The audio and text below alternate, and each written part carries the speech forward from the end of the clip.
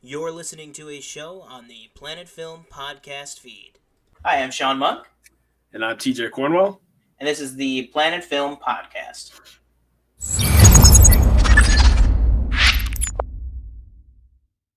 All right, so just start things off with, we're just going to do our regular topic. I don't really know how long it's been. Once again, I'm still losing track of the days, but I did get my hair cut. Oh, shit.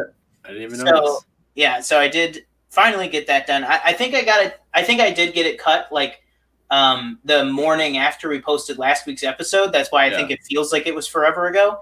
But I did finally get that done. And then, so what's been going on, with you? I know you've had some changes recently. Yeah,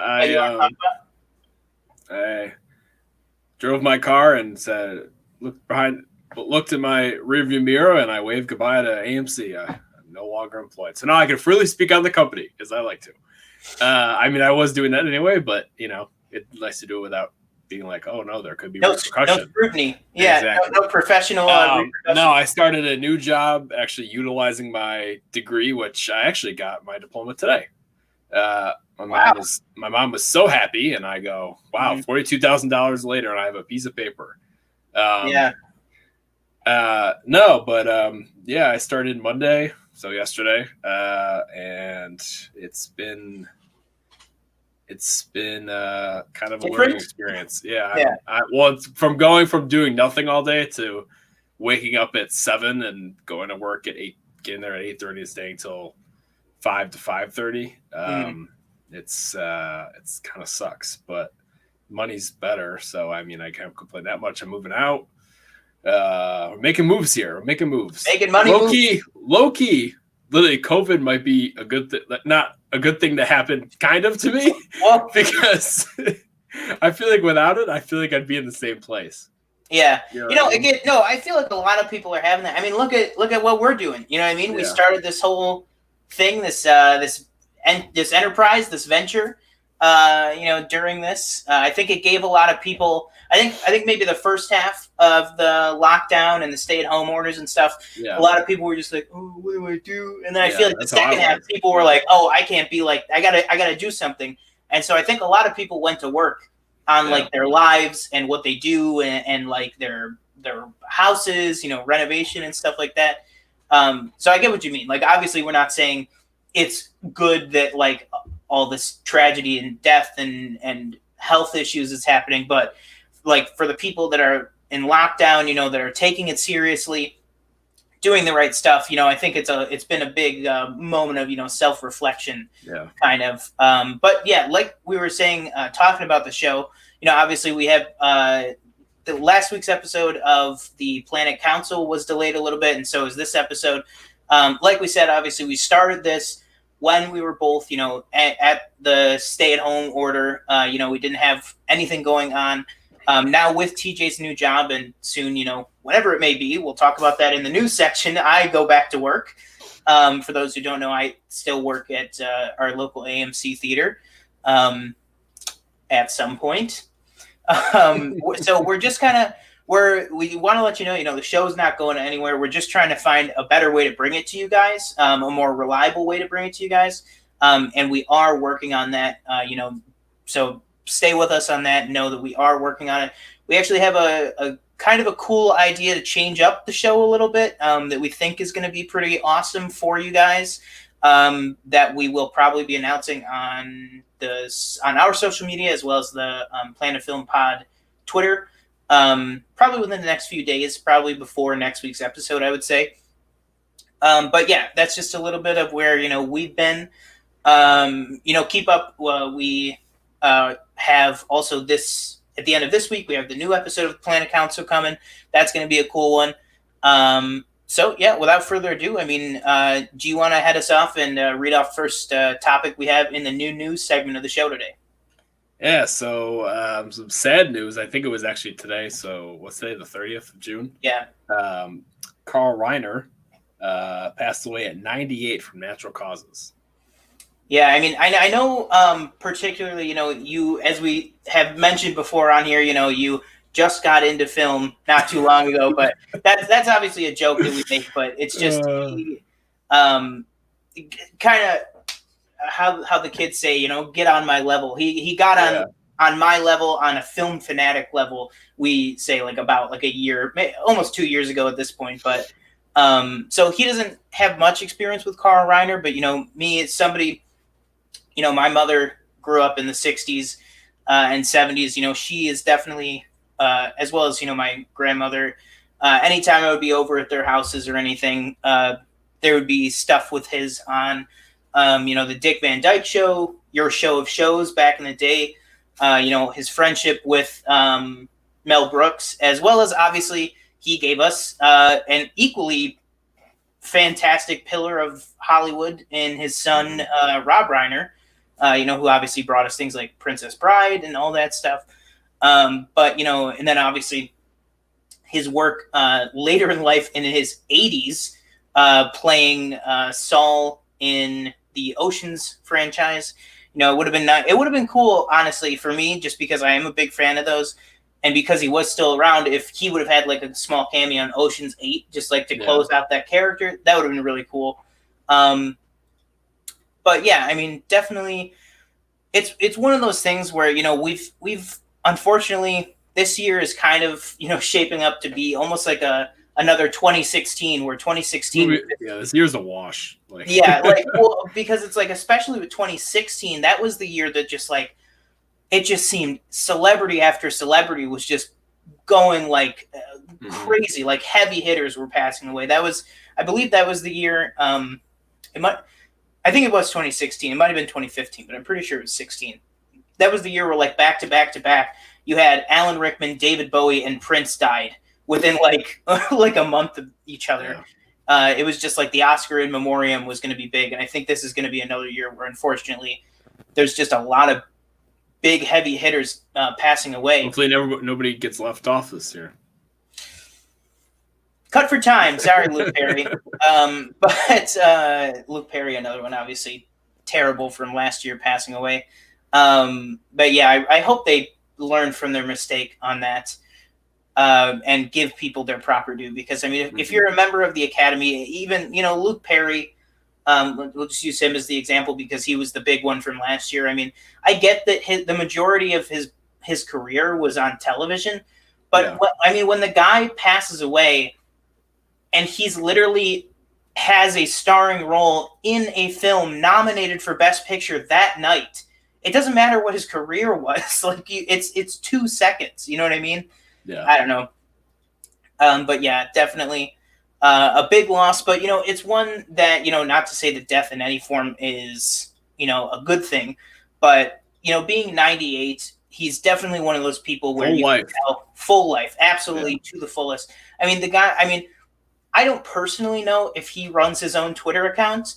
He kind of strikes me as the kind of guy that would. But he was very politically active and socially active on Twitter. Okay. Even up until, you know, hours before he died. You know, he sent out a tweet, you know, kind of, how do I want to say it? Criticizing the current administration, you know, hours before his death, which is, like I said, I don't know personally, obviously, if he runs his own Twitter, but it's got to be him telling someone to tweet it if it's not. So, you know, you just see somebody like that who lived a full life and was so full of life at the end. You can tell it's really one of those things where, you know, it was just kind of his time to go again with what we said, like the natural causes.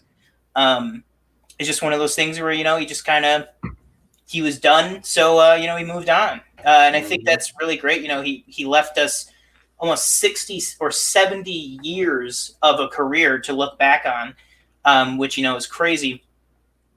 Being a writer, avid writer, director, and then, of course, actor and comedian. But yeah, definitely some sad news there to start off. I feel like we've had, you know, sad news to start off the show almost every week. It's just been the kind of year it's been. But we'll go on to some bittersweet news, I'll say here. Now, I can't actually remember if you said that you've watched this show. No, it was either this or Better Call Saul. I started Better Call Saul. Oh, that's right. Which I still haven't finished. I haven't caught up, but You got time on that one.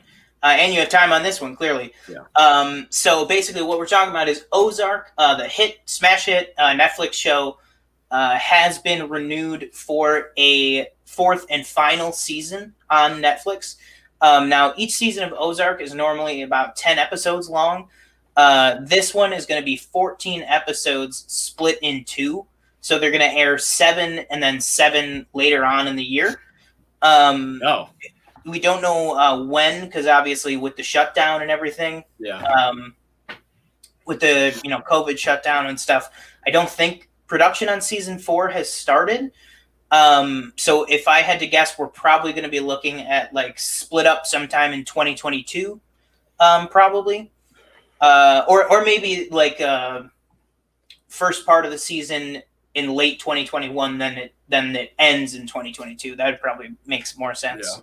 But yeah, I mean, I am a massive fan of that show. I jumped in, I would say about a month after the first season came out, just hearing, all the hype about how good Jason Bateman is, how good Laura Linney is.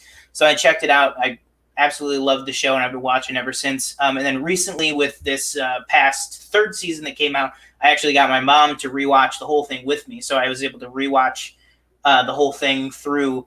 And it is just such a good TV show. Like Jason Bateman, I mean, being directing most of the episodes, or at least he tries to direct. He directed most of season 1. He directed, I think, half of season 1, and then some of season 2 and some of season 3. I really hope he comes back in a directing capacity. I don't know why he wouldn't, but I'd really like to see him really kind of go on a victory lap, if you will, of this show. Direct definitely the finale. Just really say, like, I brought this show, made it at the best of my abilities, and clearly the work showed for it. He's on a bit of a hot streak. I feel like he had Game Night, then The Outsider, and now he still has Ozark going. Oh yeah, I didn't see The Outsider, but I heard it was pretty good. Yeah, there's a lot of stuff coming out of the Jason Bateman pipeline. Unfortunately, again with this, one project that I was really looking forward to which I think we talked about, was the remake of Clue. Was going to be a team up with him and Ryan Reynolds starring, and then Jason Bateman directing. Yeah. And I was like, that is like fantastic. Are you kidding me? That's like Game Night meets Deadpool meets like Tag meets Ozark. Like, what with like the thriller mystery aspect of it. But unfortunately he had to step off of Clue because of scheduling commitments to Ozark. Still in his IMDb. Yeah, he had to step off of it, but now with the show ending, maybe that, and then Clue getting delayed, obviously, maybe that leaves an opening where he can come back to the project. Yeah. And this is another thing that I feel like is kind of good. I mean, obviously, that's kind of good what's happening with Ozark, even though I haven't seen it, is that they're limiting it to 4 seasons. So, like, I don't know if that's the creators, like, MO, because I know most times it's, it's like, I want to end it after this season. Like, I don't want to push it. And then it's the company who's like, no, give me more. Like, I need another 2-3 seasons. It's like, when you stretch it, and when it gets stretched, it's usually, not the best. Unless you look at Game of Thrones, where it was just cut way too short. But no, because it just reminded me, because they're doing that with the Duffer Brothers, do that with Stranger Things. So, like, I'm not doing it. Like, we're doing one more season. That's the end. Even though it could have ended after this previous season, in my opinion. No, exactly. Yeah, they I think just speaking on Stranger Things for a second, I think exactly what you said. Season 3 could have been the series finale. Yeah. But I do understand, obviously there is more story to tell, and they've been pretty public. They're saying, like, listen, 4 or 5 and we're done. Yeah. Like, it's obviously we don't know. They don't want to say 4 seasons and we're done, because then you'd be like, okay, well, we know it's going to be over after this one. Yeah. So I guess probably 5 seasons, maybe a 5th shorter season with Stranger Things, like an 8-episode run or a 6-episode run to close it out would be really cool. But yeah, alas, I like I said, I am. I don't know why I just said alas, like it's 1700.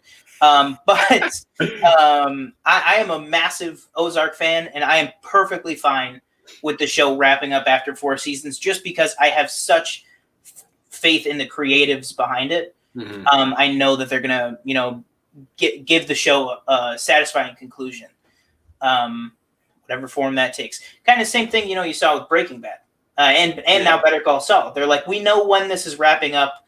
We're not going to push it any further than that, which I think is good. And then some awesome news, fantastic news. Curb Your Enthusiasm has been renewed for an 11th season on HBO. So Larry David will be back, probably 2021, I'd have to guess. If production can, get underway this year. I know that you're still partway through your watch along. I wouldn't even say partway. I'm not maybe a quarter. Well, yeah, it's still. Yeah. But like you're in the midst of getting caught up. Yeah. But to me, I think since it came back with season 9, and then with season 10, I think those have been 2 of the best seasons of the entire show. I think season 10 was amazing. There was not a dry episode in the bunch. Like I thought season 9 with the whole I don't want to spoil it for you, but season 9 with the whole political plot part. Yeah. If people watched it, know what I'm talking about. I thought that got a little bit old. Like they did some stuff with it, but I thought the whole concept of this season with the coffee shop has been just some of the most amazing stuff. I mean, they brought the whole show back down to small scale. Just a feud with a coffee shop owner was like the whole season, and I just thought it was amazing. So I cannot wait to see what Larry does with season 11 on that. You'd have to presume, Jeff Garland coming back, all those people. All right. So next bit of news here. We have so earlier in the week, AMC, along with Regal and all the other people, announced their plans to reopen by mid-July. Then the whole mask fiasco happened. Then they were like, all right, we're going to open, but maybe it's a little bit later. Now they're officially pushing their reopening. There's no word on a date yet from Regal, but AMC is looking at... no, I think Regal did the same day. Oh, the same day? I think I saw it on their Twitter or something like that. Oh, okay. Yeah, probably. Yeah, I have the article I have here just lists the AMC date, but I just... The 31st, right? Is that what it says, AMC? Yes, AMC, yeah. So they're saying their plans are to reopen, it says by the 31st, so I don't know if that means the 31st or if that means August 1st, but whatever you want to say. It was 17th originally, right? Yes, originally Regal was the 15th of July and AMC was the 17th of July.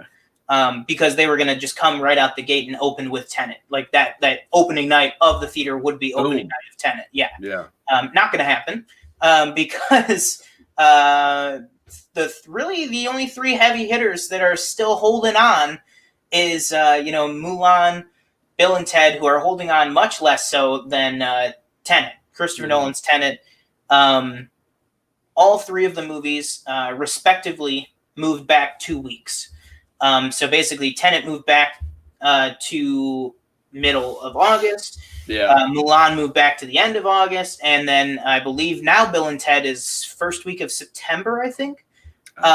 Because they basically all 3 movies, just their original date or their most current date, I should say, just pushed back 2 weeks. I mean, what are your thoughts on this whole situation? I mean, this is literally shaping up to be. We thought New Mutants was the movie that would like the difference. When is that again? Have they? Oh, they didn't set a new date. It was supposed to be August 13th. That's not happening. I thought they set a new date. They didn't. No, it's still set for August 13th. Not happening. Yeah. But what's it called? Key difference here. New Mutants is the movie we're all rooting for because it keeps getting pushed. This movie, we're like, punt it, man. Punt it. Like, you know what I mean? Put it in 2021. If I was any of these, okay, maybe no, I don't want to say. Oh, if I was Bob Iger, CEO of Disney, I like Bob some of these Chapek. movies. Bob Chapek. Sorry, you're right. In name only. He's the acting CEO. Yeah, in name only. I would just honestly, I would go by what the theaters say. I don't think it's worth it right now to like push it dates that, you know, because guaranteed, and you know, we were just talking about before the show, you know, Fauci just said we could have 100,000 cases per day. I know. It's like that's the thing is that, you know, we up here, you know, I think we've definitely mentioned before, we live in New York. You know, right now I'm feeling a little compressed in because I kind of feel like we have a little bit of like a bubble going on right now. Because, you know, in New York, we're doing pretty well with cases. But so was Los Angeles for a time. And now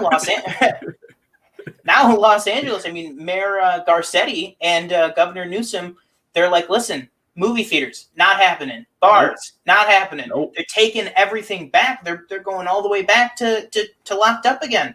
And rightfully so. I mean, LA is deteriorating rapidly in their cases and their overall health. And then don't even get us started on Florida and Texas. I mean, Florida especially, I think the word came out the other day that the state of Florida now has more cases than all of Europe, which is not good. Florida is a state. Europe is a continent. So for those who don't know, like the equilibrium there is like a state, and then like a continent is big. You can't see my arms, but they're out there. Yeah. With those, but back to the movie theaters, with all those case numbers, you're not going to be able to make enough money on a movie with no LA, no Texas, and no Florida. I don't care how good New York is right now, and we're like barely hanging on. You're not going to release a movie just in New York, like it's exactly. Like, they're not going to do that. Christopher Nolan and Warner Brothers especially is not going to allow their Christopher Nolan epic to be released in 4 states. And on Fortnite. It's not even. It's not worth it. And then also, not to mention that, but the theaters, there's got to be a point where it's not feasible to open a limited amount of theaters. You know what I mean? It's because it's going to be hectic. It's going to be crazy. Like if they say, all right, well, we'll open in Louisiana, Nevada, North Dakota, and New York. You know what I mean? It's like, they're not going to do that. It's got to be all or nothing. Like, that's the only way that you're going to be profitable enough. I just personally, I think, I was listening to a podcast a couple of weeks ago. It's called Today Explained. It's by the Vox Media Network. If anybody out there, if you want 20 to 25 minute news digest every day, I definitely recommend that. You know, it's on all podcast platforms, but make sure you're subscribed to the Planet Film podcast feed before you subscribe to that one. But they had a guy on there, and he said it was a podcast all about sports reopening. And he said something that I think applies to the movies, where he's like, you don't play sports, or in this case, you don't watch movies in a cinema to show that society is working. You get society to work, and then you earn the privilege to play sports, or in this case, go to a cinema. You know what I mean? It's like these things got to hop to the back burner so that we can get things like school going again. You know what I mean? It's like these movie studios, they just need to be the bigger people. I understand the financial obligation. I understand that, believe me. But in the scale of world economics and health, the movie theaters, they don't matter. The movie studios, they don't matter. We need to get society going again and then do that. So, like, we're not getting this super political. I mean, and like, I want to make very clear, you know, this virus is not a partisan virus. It's not a political virus. Well, I mean, not to be a downer, but did you see that they discovered a possible new swine flu? That has pandemic qualities or something like that. I did see that, yeah, which is very unfortunate. Oh, but yeah, I mean, that's just my sense on it. I just think these studios need to just push all your stuff to 2021. Let society recover. Then once we're at the point that we have society back up and running, then relaunch the theaters. People do not need, and the whole thing of, you and I run a film podcast. We run 2 film podcasts. We love film. The whole aspect of like, well, people need the movie theater to feel good and have a sense of safety. Watch it at your house. A movie's a movie. I know several people like Adam Halavic and Dan Murrell, Jeff Snyder, Frosty from Collider, Steve Weintraub. They are all Scott Mance. They're all in the same boat. It's like, and these are some of the biggest film critics, most prolific film goers in the whole country.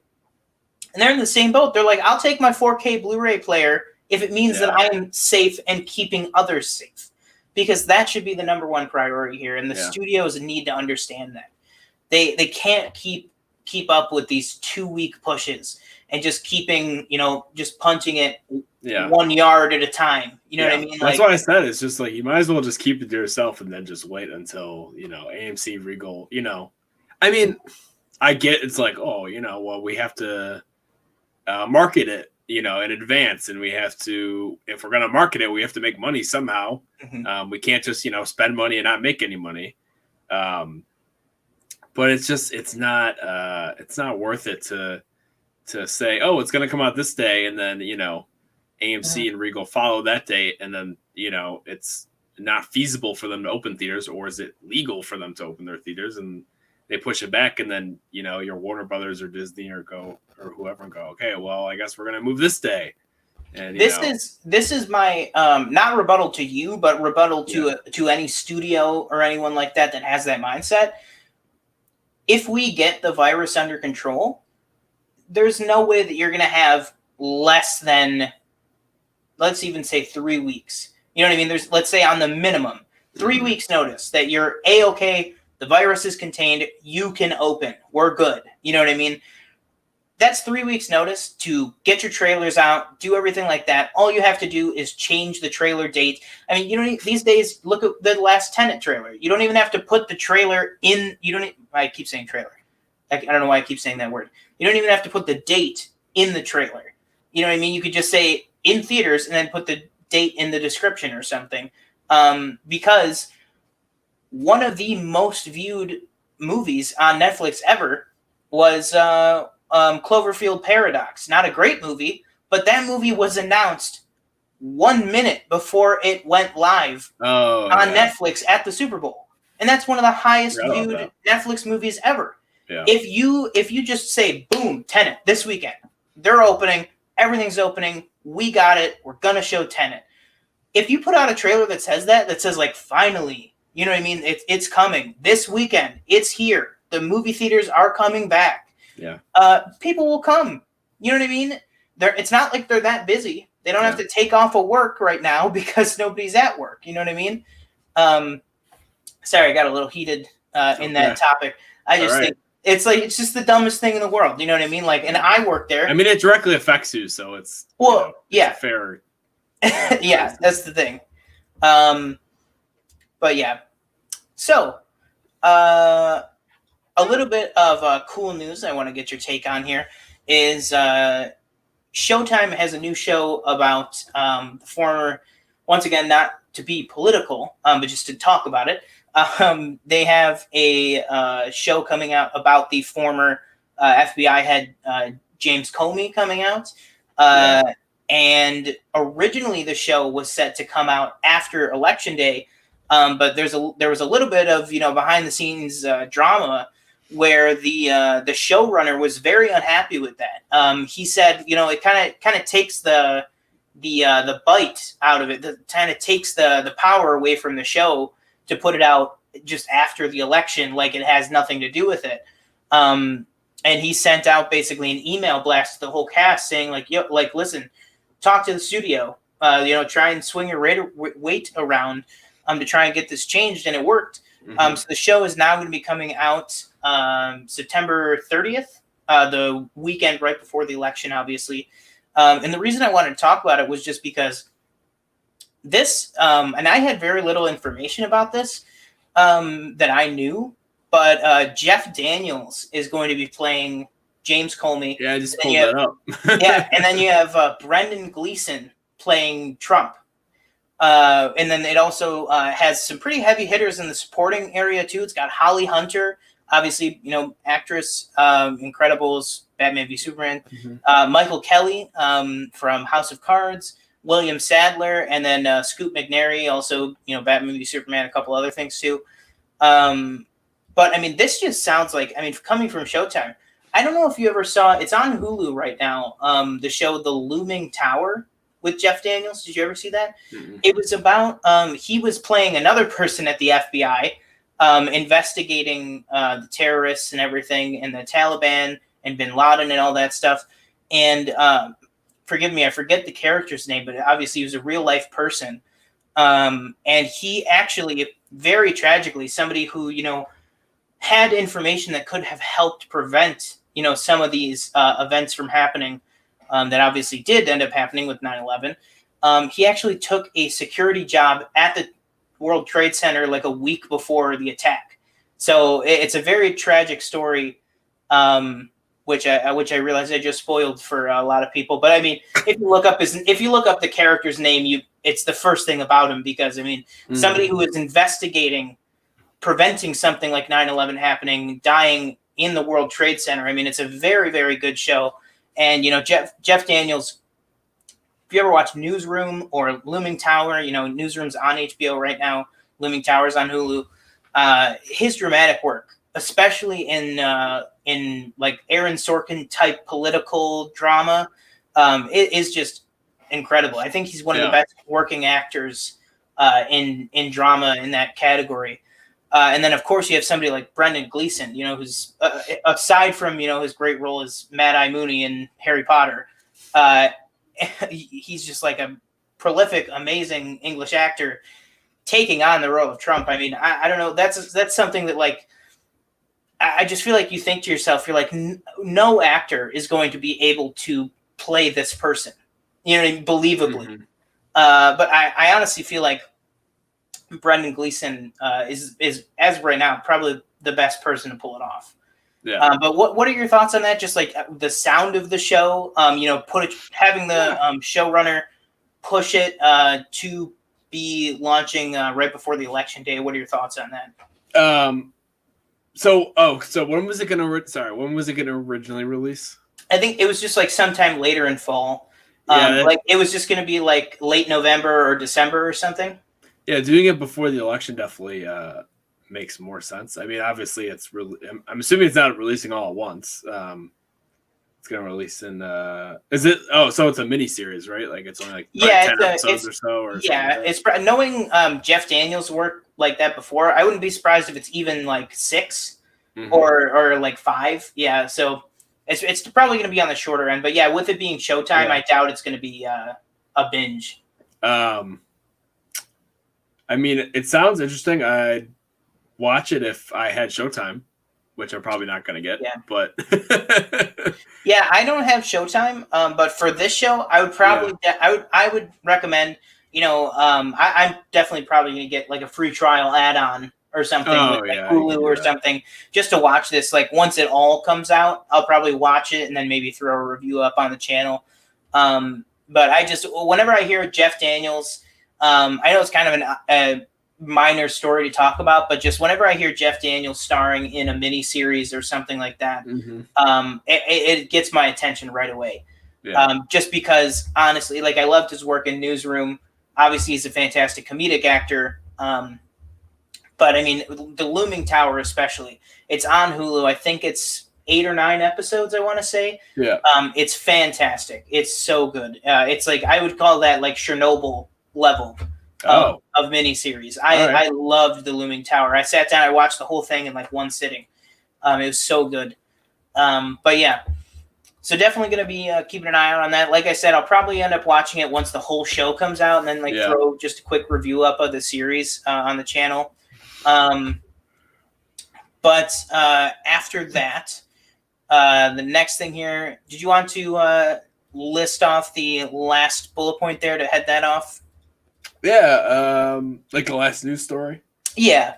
Yeah. So it's come out in the past few weeks, obviously during the current climate that we're living in with coronavirus, and then obviously, of course, Black Lives Matter. The Simpsons and Family Guy to recast characters of color, and the white actors that are currently voicing them are going to stop voicing those characters, which I didn't even I didn't even know a white actor voiced Cleveland.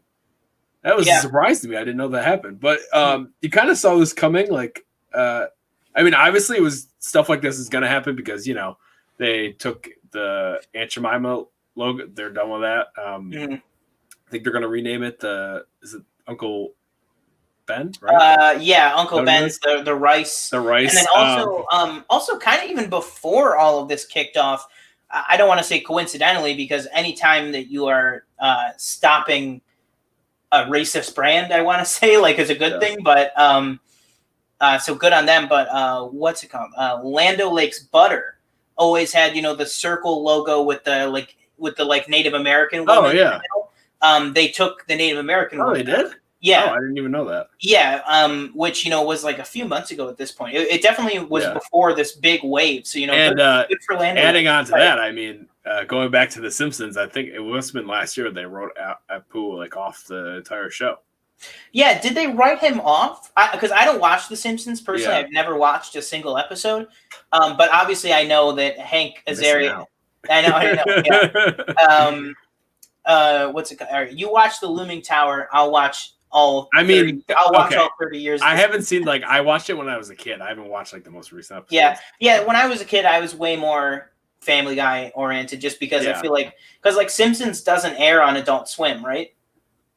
No, I watched it on My TV Buffalo, and I wasn't allowed to watch Family Guy until a later age. Oh, okay, yeah, because I only watched whatever was on Adult Swim, so I think that's probably why. If I was watching My TV Buffalo and stuff like that, because I used to watch instead of My TV Buffalo, I would watch MASH and Hogan's Heroes on Me TV, but that's our childhood television watching power hour there. But so I didn't know they wrote him out. I didn't know if they were recasting Hank Azaria or what. I could be wrong. I think they did, but I mean that sounds right, because I didn't hear anything about this person is replacing him. It was just he's not doing it anymore.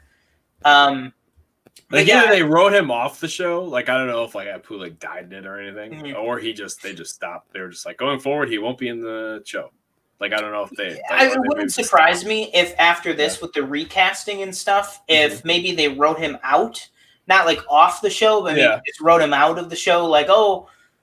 Apu's going back to I don't know where the character's from, but going back to India or Pakistan. Yeah. I'm not sure. I know he's some sort of Middle Eastern, but and then maybe they could cast a more appropriate actor of color to voice him, and then bring him back on the show.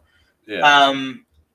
But yeah, I mean, definitely, I think Cleveland, especially, just being a staple of that show and being a lot of times joked about being the token black friend on the show and stuff.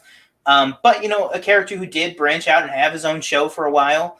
I think that one really just makes sense. He's such a prominent role that it's you really should be giving that shot to somebody, a person of color who deserves to have that big of a spotlight on them, because it is a big character. It's been the character of Cleveland has been around almost 20 years at this point. I wonder. It just occurred to me. I wonder who voices Carl on The Simpsons.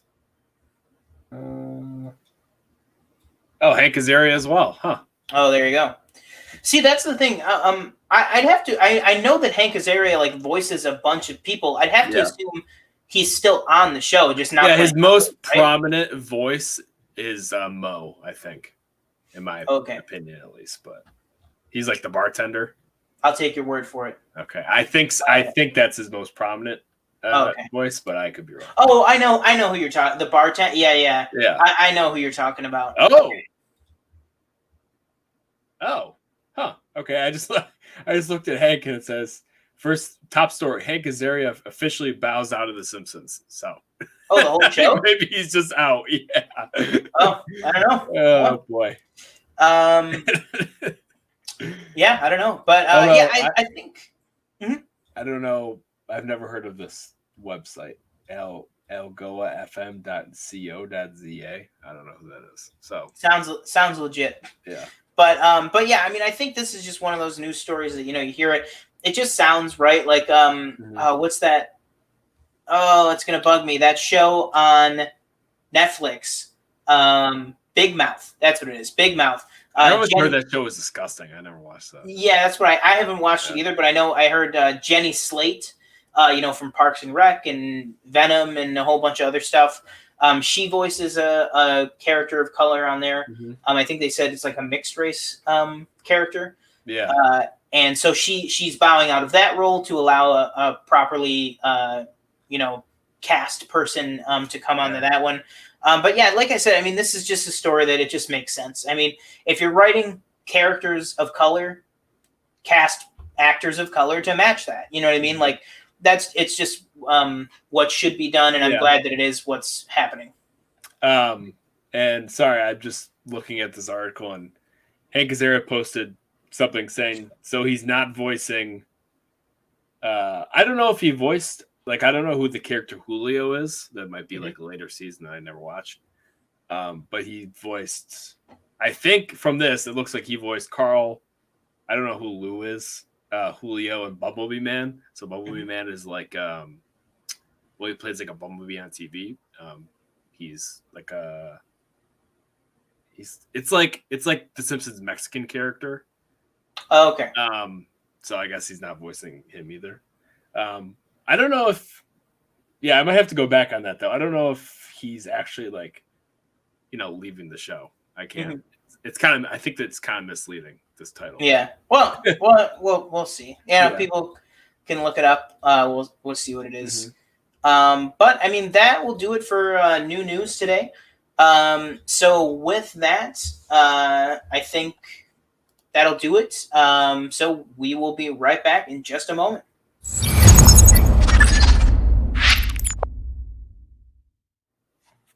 All right, thank you so much for that. And now it is time for I Don't Know What to Watch. So this week, TJ, you want to head us off and let us know what we watched this week? Yeah, so we watched Lawrence of Arabia. I don't know why I said that, spaced out. So quick synopsis. The story of T.E. Lawrence, the English officer who successfully united and led the diverse, often tribes during World War I in order to fight the Turks. So a quick cast and crew. So it's directed by David Lean. And we got Peter O'Toole as T.E. Lawrence, Alec Guinness as Prince Faisal, Anthony Quinn as Auda. Auda, yeah, sorry. Jack Hawkins as General Allenby, and then I'd say like the last like heavy hitter in the cast, Omar Sharif as Sheriff Ali. Oh yeah, Sharif Ali. I think that's how they pronounce it in the movie. Yeah, it's like I think it's technically Sharif Ali, but I mean Lawrence just calls him Sheriff. Yeah. But yeah, and then also a little minor character, but he does play an important part too, and you know, big actor is Claude Rains also plays Mr. Dryden. The guy with the white hair, like at the beginning, that sends him to Arabia. Oh right, I totally forgot. Yeah, like he plays a bigger part in the second half of the movie. Not a much bigger, but a bigger part there. But yeah. Yeah. So with the cast and crew out of the way, I just want to go ahead and talk a little bit of the box office of this movie. Now, again, this movie was released. It was one of the first big, huge Christmas releases. So it was December 21st, 1962 was its original domestic run. Again, like we said, the actual runtime of the movie has changed like over the years because there have been different versions of it. But the main one, and the one that's still shown today, the original David Lean's true movie of it, is the 3 hour and 48-minute cut. That's going to be the one that we're reviewing here. Now that version in its original run in 1962 made $37 million, almost $37.5 million. How much is that today? Do you know? Oh, let's pull it up here. Hold up. I'm interested to see.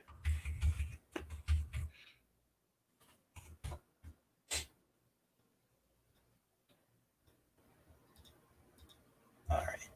That's in 1962 money. So the official number, I should say, is what is this?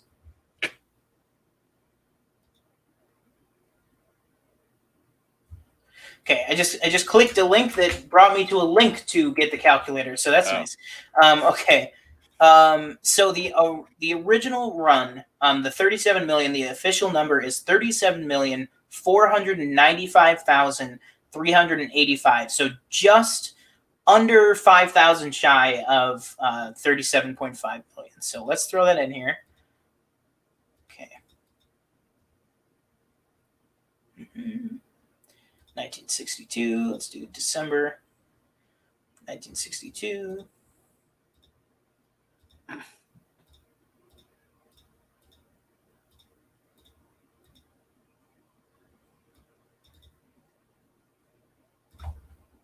What? Hold up. Hang on. It's saying that I have to enter information that is less than 10 million. Hang on. What? Yeah.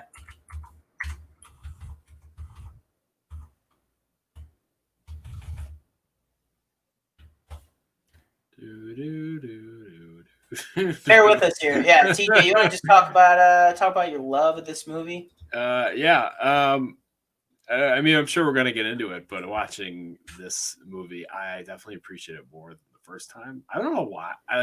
It's an amazing movie in my opinion. Sorry, amazing film. But honestly, while watching this, it's quickly becoming like one of my favorite movies, I think. I don't really have. I feel like I don't have many favorite movies. Like, if you asked me to rattle off 10 of them, I probably couldn't. Holy! What is it? Not a lot, or it's a lot? It's a lot. It's a lot. Now, I mean, this is westegg.com/inflation. So I don't know if I don't know how accurate it is, but I mean, this is telling me that 37 million in 1962 would be around $320 million today. So wow. It made a chunk. Okay. I mean, I'm sure we're gonna get into it, but it wasn't a cheap budget either. No, exactly. Yeah, I don't have. It doesn't give me an official budget here, but I mean, this movie was definitely. Let me just look up. I'm sure Google has just like a rough estimate of what it would be, but I mean the way this film was shot. Actually, I mean, obvious. Well, okay, never mind. I was saying it's 15 million, but by that notion, 15 million in 1962 was probably over 150 million. So you're looking at like an Avengers level budget on this for 1962. So cost a lot, made a ton. And it's very evident in the film, the way that it was shot and everything like that. But I should say to this film, some of the biggest things with this film is its re-releases. So it picked up an additional 7 million in its 1989 re-release. That was domestically. And then after that was its last big re-release boom. Probably because, 1989, it's probably going to be a lot of the same audience that went to it the first time, able to see it the second time, then bringing their kids, bringing their, spouses, stuff like that. Then its next re-release wasn't until 2002 domestically, and then that had a major, major drop-off. That went to then 342,000. And then it's re-released in 2008, which I don't know if this is a re-release for this country or if this is its first time coming out in this country, but it was a re-release in Japan. And in Japan, it made $260,000. Then it had a New Zealand release in 2011 where it only made $10,000. Yeah. Then actually back to back here, you have UK re-releases in 2012 and 2017. In 2012, it made $100,000, and in 2017, it made $28,000. But, which brings us perfectly into the first thing we're going to talk about, its 2019 re-release with the Fathom Event series saw its biggest re-release total it's ever had, which, makes a lot of sense. The last 10, 15 years, film culture has really popped up. A lot more people are doing, watching older movies, doing podcasts, stuff like that. So it makes a lot of sense. There's going to be a lot more interest in a movie like this. Yeah. Then we got all the way back up to $482,281 was for the 2019 Fathom re-release.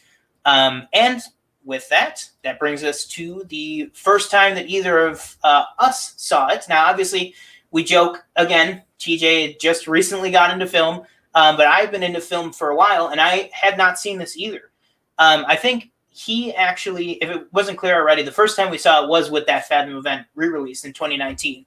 So the first time we saw this was probably just a little bit over a year ago at this point, I would say. I believe it was you that told me about it, that were like, oh, this is happening. Like, do you want to go? And I was like, yeah, I want to see that. Because it had been one of those movies where I knew about it. I knew about how big it was. Yeah. So I was like, I'll eventually watch it. And then when you said, like, it's coming to theaters, I was like, okay, this is. It was in IMAX too, wasn't it? Yeah, I think it re-released in IMAX. That was also probably a big reason why it made so much. A, because IMAX costs so much more, but B, because people, who would want to pass up the opportunity to see it in IMAX? I don't think it was playing in IMAX near us. Otherwise, I'm sure we would have went to it. No, I thought we didn't. Oh, no, we didn't. That theater was just really nice then. Yeah, we saw it. Oh, yeah, because that was for just very regional specific talk for a second. Yeah. The Regal on Elmwood had just been remodeled like a month before we went. Oh, okay. That's cool. But yeah, I'm sure if it was an IMAX, we would have gone to the Regal on Transit to watch it. That's our closest IMAX theater where we're at. But yeah, that was our first time seeing it. Now, what was your? We'll talk about the opening of the movie in a second. But aside from that, just tell me, seeing it in the theater for the first time, which I think was a great experience for both of us, that the first time we saw this movie was on the big screen. Yeah. A lot of people don't have that luxury. What was your thoughts about seeing this movie for the first time? When I first saw it, I knew it was something to, it was something to behold, in my opinion, because, I wrote down here, and we'll get into it a little bit later, but, movies don't get made, like, they don't make movies like that anymore. Mm-hmm. You're not gonna, and like you said, the budget, you're not gonna go and take all these actors, let's go film in the desert for however long they film for. Like 18 months. That's where the entire movie takes place, is in the freaking desert. Yeah. And, they got, you have to deal with, obviously, the heats. It's probably getting up to like 130, 140. I don't know. I'm just guessing. But I don't think I appreciated it as much until I just started watching it again. Really? I remember because we'll talk about it again, but we're doing this review in parts. So we're going to do part 1 this week and then part 2 next week. Mm-hmm. And I rented it, and I texted you, and I was like, yeah, I don't know, like, it's $25 for 4K to buy. And I rented it at 4K for like $4, and you're like, you know what? It's totally worth it. Like, and I'm thinking to myself, I'm sitting here, I'm like, I could totally see myself watching this movie another 4 or 5 times. Mm-hmm. And I was just looking at, because, we both, obviously, I used to work at AMC. I don't work there anymore, mm-hmm. As of, a week ago. But we obviously had access to, take some posters home. And this is one of the posters with him riding on not the one with him, the shadow of his face and everything. Mm-hmm. When he's riding on the horse, it's got like the other characters on the bottom. I'm about to buy that one and frame it because I just like the poster. But overall, I think it's worthy of being called an epic, and it's a one of a kind in my opinion. Mm-hmm. I think for me, I would say because although we saw it for the first time together, I want it to be known too that for a little bit of an interesting, different perspective, this is TJ's first time rewatching it. I bought it the 4K digital in the parking lot of the movie theater when we got out, and I have watched this movie over the last 18 months or whatever it's been. I have watched this movie probably maybe 10 times. Oh, really? Because I literally, exactly like you said, I have if you could see, it's not, the camera's not on it, but over there, the edge of it, I have a Samsung 4K 65-inch in my room. And this is time and time again. And I obviously, I own all the latest blockbusters and stuff, just because I do Disney Plus, which streams in 4K, all the Marvel movies, all the Star Wars movies. Like Empire looks great. It looks crisp and everything on my 4K TV. This movie is the best 4K restoration, 4K upgrade of a movie I have ever seen. Mm-hmm. I think every time I watch it, it's like more. It's somehow more beautiful of a picture than before. Yeah. I liken it a lot to the visual style, at least to like Mad Max Fury Road. You know what I mean? Just obviously for the concrete parallel of like the desert and the sandstorms and stuff like that. But I just think visually it has a lot of those same elements where you have like the desert and the sand, but then you also have, the bright clothes like on Lawrence and on Sheriff Ali and stuff like that, all the robes and the uniforms and stuff.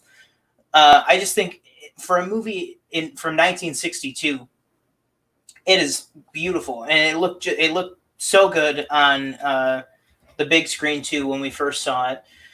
I definitely would agree what you were saying earlier when I was looking up the inflation, that for me at least, it's definitely in my top 3 or top 5 of all time. Yeah. I think this movie is fantastic, and just like you said, it's an epic if there ever was such a word to describe films, because at almost 4 hours, you soak in every detail, but it flies by.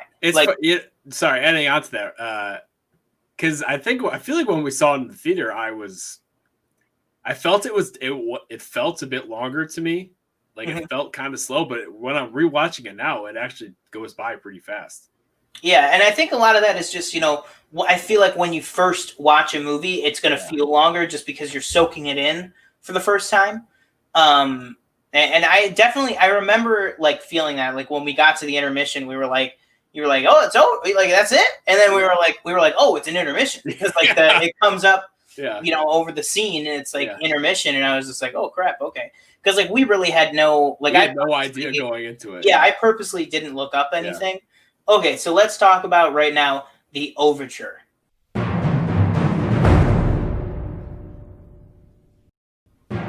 So when we first saw this movie, and the screen came up, it had our boy Scott Mance. He introduced it. For those who don't know, no, it was Ben. What's his name? Oh, that's what Ben Mankiewicz. That's right. Mankiewicz, yeah. Correction. That Fathom event series, Scott Mance was the guy introducing all of them, and I'm pretty sure Lawrence and one other one was the only one where he didn't. Because in the Fathom commercial, Scott Mance was on. Right. That's what it was. But you're right. It was from TCM. It was Ben Mankiewicz. Who actually has a new show coming out with Brad Bird called The Essentials. That looks like a cool film show. I'm going to check that one out. Real quick, what is it on? TCM. It's a TCM original series, with Brad Bird called The Essentials with Brad Bird or something. It's hosted by Ben Mankiewicz. Oh, cool. But yeah, Ben Mankiewicz, great film analyzer and everything. He did the intro for this. And then this, he gives some information, a lot of cool trivia, was provided beforehand. But I feel like very purposely, they don't really give you a feel for what you're about to watch because I think they kind of want it to wash over you. Yeah. So it was a lot of, behind the scenes stuff, talked about how David Lean's history, Peter O'Toole's history, as well as, T.E. Lawrence's history as well. And then a little bit on Omar Sharif too. But then, the screen goes black and we're like, what's going on here? There's no movie. Because working in the movie theater, we're like, okay, the projector's not on and there's sound. So I'm like, is the projector not working? Yeah, I was like, and I've had that experience too. Yeah. I think I can't remember what it was, but there was one movie that I was at. Sorry to get off track immediately, but there was this one movie where I was at where in the trailers it was like glitching out, and I was like, oh, this could just be the pre-show package, an issue with just the pre-show, and it'll be fine when the movie starts. But I was like, if it's not, I don't want to miss the movie. Yeah. I can't remember what the movie was, so I went out and said something, and she said, oh, actually, the way that works is it's just a problem with our pre-show with the trailers and stuff. It'll be fine when the movie starts. And I was like, ugh. I was like, exactly what I thought it was going to be, and I just felt so dumb. I was like, it's okay. Actually, I do work at a movie theater. Thank you. And it's okay. Like going back to it real quick, it's like it's funny because the overture it's pretty long. So we're like sitting there for like 3 minutes. We're like, what's going on here? Yeah. But I mean, it's one of the best. It really just, and rewatching it this time, I was like, you know what? Because sometimes I will say, sometimes I skip through it just to get to the movie. Yeah. But this time I was like, you know what? I'm just gonna sit here. And, I was like, do I want to skip through it? Because I was just like, the music is so good throughout the movie. So I was like, you know what, I'll hear it. But I was like, no, I'm going to sit here. I'm going to watch this whole thing. So I was like, I just sat there and I just stared like at the black screen, just like preparing for what was about to happen. Sorry, real quick. Quick disclaimer. We should probably say that we didn't really say what section it off, but before it was like a non-spoiler review. This is like a spoiler review. Right now. Oh yeah, we should say that. Yeah, when we gave our first impressions and stuff, and we'll have that segmented out in the time codes for you guys. But when we gave our first impressions, that was non-spoiler section. Mm-hmm. Going forward, we're going to be doing a deep dive into the full movie, well, at least the first part of it. So that'll be a whole spoiler section. If you don't want to be spoiled, I would heavily suggest just skipping forward to the end, skipping forward to the shooting the shit segment. We're still going to be talking about Lawrence of Arabia in that part. We're going to be doing kind of a cool fan cast thing for if it was made now. But we won't be talking spoilers during that section. So feel free to jump ahead. That'll also be in the time codes. But from here on out, it will be a spoiler review. As well as obviously it'll be a spoiler review next week when we do part 2. Good. Thanks I did completely forget about that. Yeah, I mean, with the overture out of the way, let's go ahead and jump right in. I know for the Bill and Ted review, we did kind of a beat by beat. I think we're going to be jumping around a lot more in this one just to kind of keep the time down. But, let's go ahead and let's just say in this first part, what are some of the top 5 moments for you in this first part of the movie? Okay, so the first one, I think, well, just a beautiful part in general is when he's in. It's basically like it's not the opening scene, but it's like it's okay. So the movie starts, and it's a top-down shot of Lawrence, and you actually see him die, which I thought was like a very bold choice, And then it cuts to his funeral afterwards, and there's a reporter who's like, what did you know about T.E. Lawrence, blah blah blah, and most of the people are like, oh, he was a fine man, and then they like, when the reporter walks away, they go, yeah, I barely knew him. Or like this one, I think it's the general is like, he was a shameful exhibitionist, but he was a great man though. That was sorry, just to jump on that, because I think we'll go through and like if we're talking about it, we'll like double up on him. But just that was one of mine too. If we're just talking about the funeral scene, and that was that was the reporter that we're not going to talk about this week, but next week. That was the reporter that comes over, and he's like in talking about him that says he was a shameful exhibitionist. Yeah. But yeah, General Allenby is another one too that you see, and they're all like I wrote here in my notes that it's very reminiscent of like Citizen Kane, where they're talking about him like you said to the reporter. They're like, he was a brave man and a true friend and stuff, and then he goes, and he was the most shameless exhibitionist I've ever known, and it's like it really just sets up the tone for the movie. So that would be one of mine, but go ahead, sorry. And then after that scene, it's to start like he's in the army, or I don't even know what is it called in Britain. Yeah, it's just like the whatever you want to call it. Yeah, the service, I guess you could just call it. How he ends up in, he's talking to oh my God, what's his name? And he's in Cairo at this point. Yeah. And really there's just that scene where he blows the candle out and it seamlessly cuts to the rising sunset over the desert skyline. Is just like magnificent. Like I don't know how they got it so clean, in my opinion. That's just one of my favorite moments. Another one is when he's walking with the guide and they stop and the guide is like, "So you're English?" And he's like, "Yeah." And then they're talking and I forget what the guide says, and he goes, and Lawrence goes, "Fat people, fat country." And then the guide's like, "You're not fat?" He's like, "I'm not fat." Which again is setting up the idea that Lawrence is different. He's not, and you see that when he's walking through the barracks in Cairo. He's not. He's very awkward in a way, but he's very smart. Like he basically weasels himself into trying to and getting to the Middle East. I mean, I don't know what it was called at the time, but because like you have that scene. Just to back up to get to there for a second, you have that opening scene, kind of like the third opening scene when he's in Cairo and he's doing cartography work basically. Yeah. Like he's doing a map of Cairo, or maybe a map of the Middle East. I can't remember what the map was, but he's working on a map.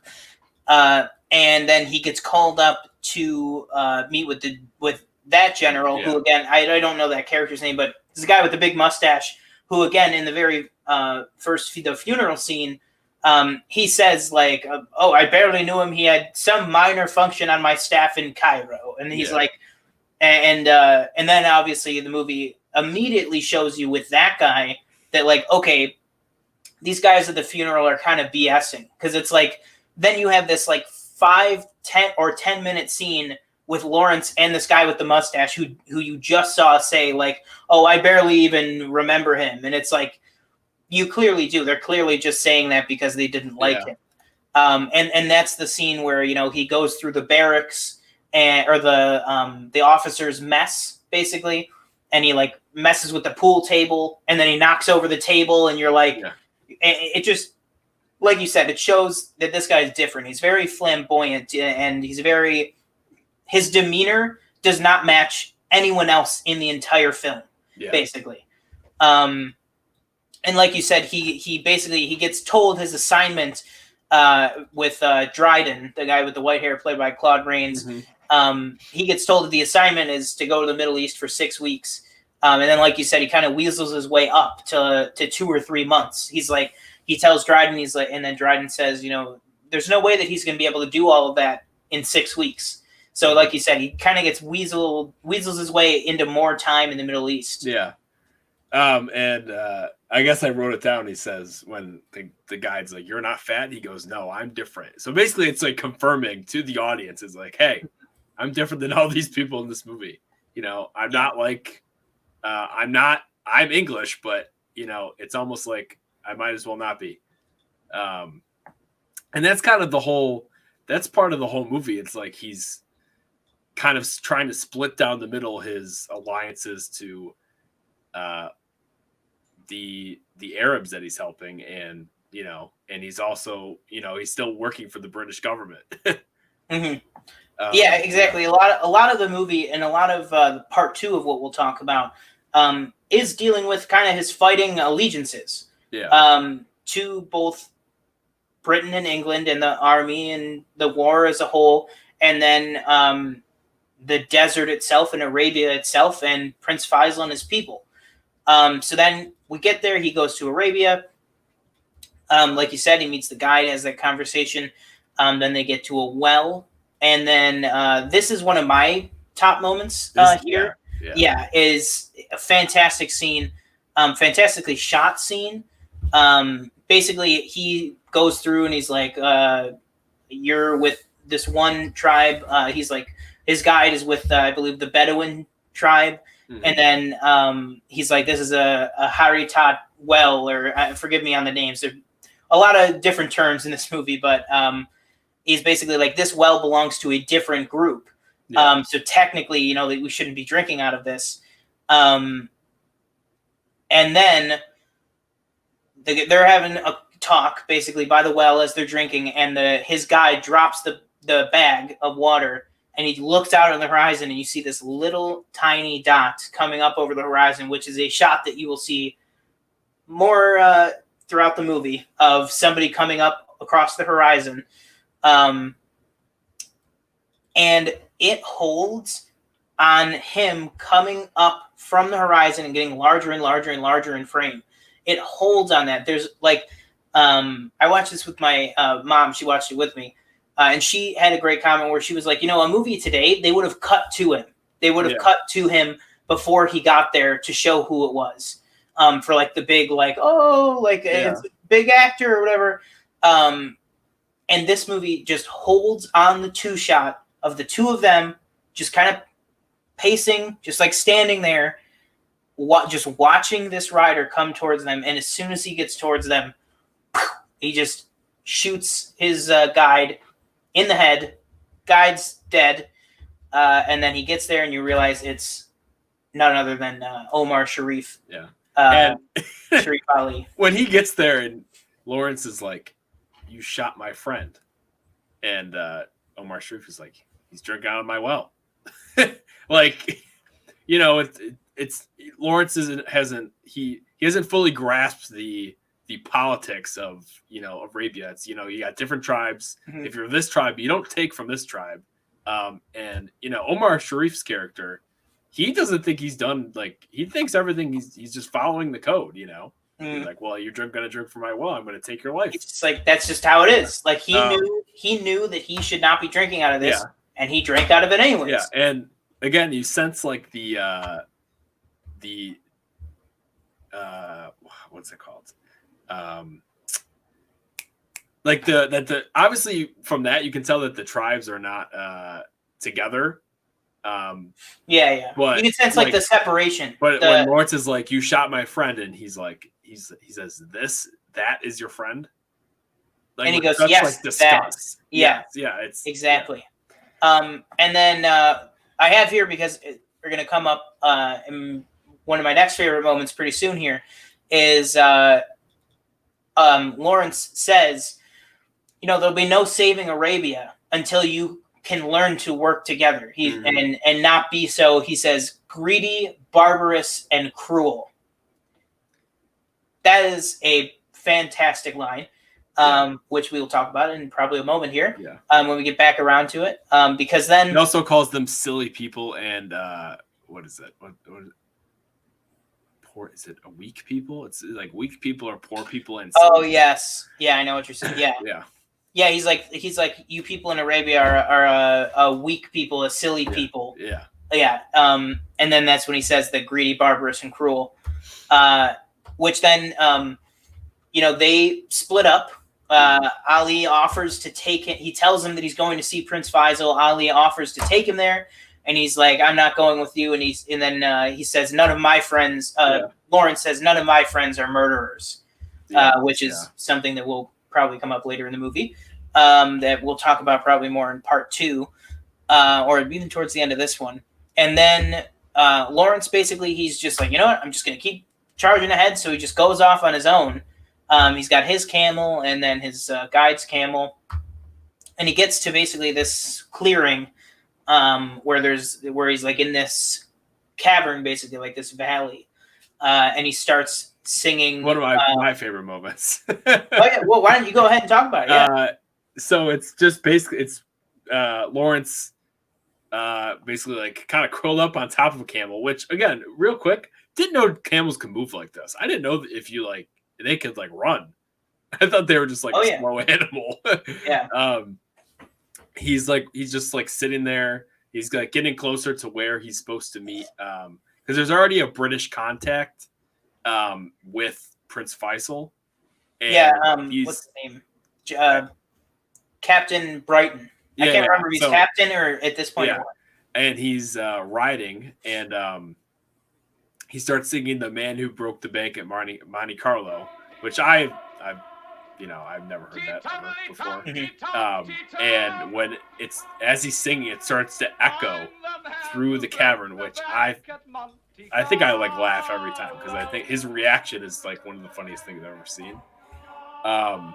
And then all of a sudden when he's singing, you just hear like slow claps. And again, Peter O'Toole's reaction is just amazing. He's like, he's saying he hears claps and he starts like looking around all petrified. And it's, because you think you're in the desert, you're like, I'm all alone. And then And it's Captain Brighton who's like sitting up on a rock and is like, so he comes down to him and sorry, I'm like getting a little ahead of, maybe where we want to be, but no, that's fine. He comes down to Lawrence and he's like, oh, so you're the one they sent. And they're talking and, the captain's like, well, I got one rule for you. Don't say anything, shut up. Mm-hmm. Like if they ask you a question, don't say anything. Like, yeah. Cause he says, Lawrence says, or Brighton says, what are you even to do out here? Yeah. And he says, he's like, again, with his interesting way of speaking, he's like,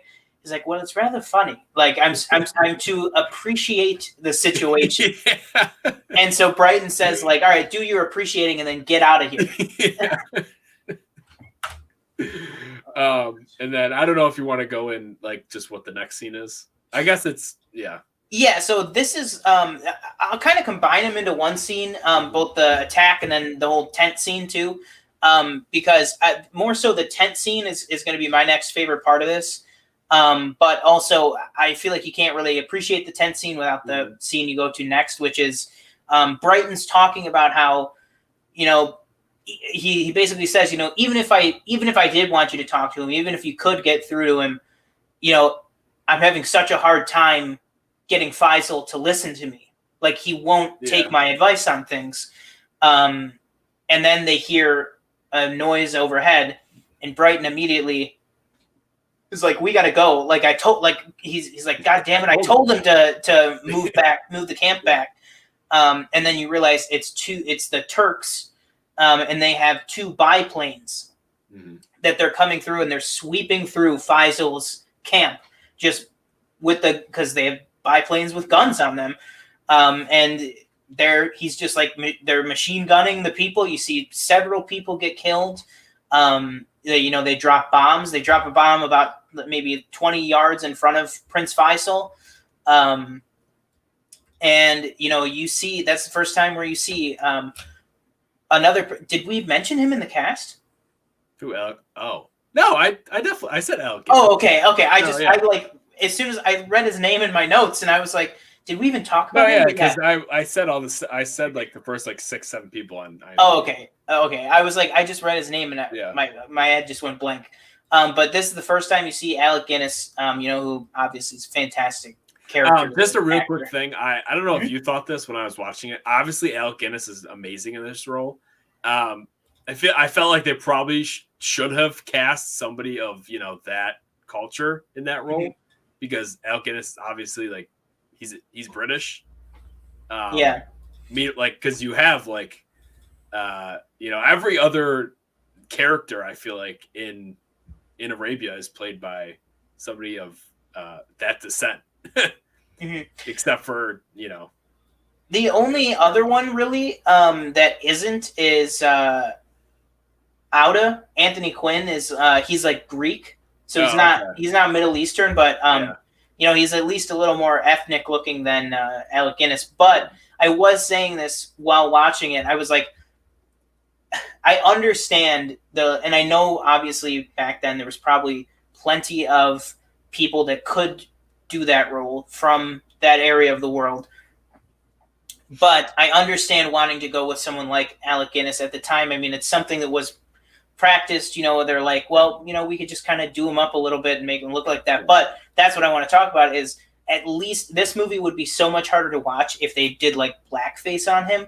You know what I mean? Like at the very least, they just gave him like dark hair. Like they just gave him like super black and like a super dark black beard and then the clothing. Yeah, David Lean probably definitely wanted him in the movie too, because before this, he's coming right off Bridge Over the River Kwai, which again is an amazing performance by Alec Guinness. Yeah, David Lean clearly has an affinity for and loves working with Alec Guinness. Yeah. That's what I was gonna say. Which is my next favorite scene, which is after that. You see a close up of Faisal looking at as the planes take off. And he just looks around at the destruction. And, you could tell in his brain, he's having a moment of like, why didn't I listen to Brighton? If I had listened to Brighton and I had moved the camp back, this would not have happened. And so he hangs his head kind of, obviously like in shame. And then he looks back up. And when he looks back up, so fitting for their relationship in the movie, he hangs his head in shame and despair. And when he looks up, the first person he sees is Lawrence. And he just says, "Who are you?" Mm-hmm. And Lawrence, answers. And then, just cutting forward a little bit, then we're at the tent. The camp has moved. And then we have Brighton, Faisal, and Lawrence in the tent together. And then they have a conversation where, like we were talking about before, Lawrence kind of tries to speak up, and Brighton's like, know your place or whatever. Like, don't talk. But Faisal immediately is like, well, no, I want to hear what he has to say. Mm-hmm. And so then he kind of tells everybody else to leave, and he just wants to have a conversation with Lawrence. And he has a great conversation where he basically says, what does the British Empire want with Arabia?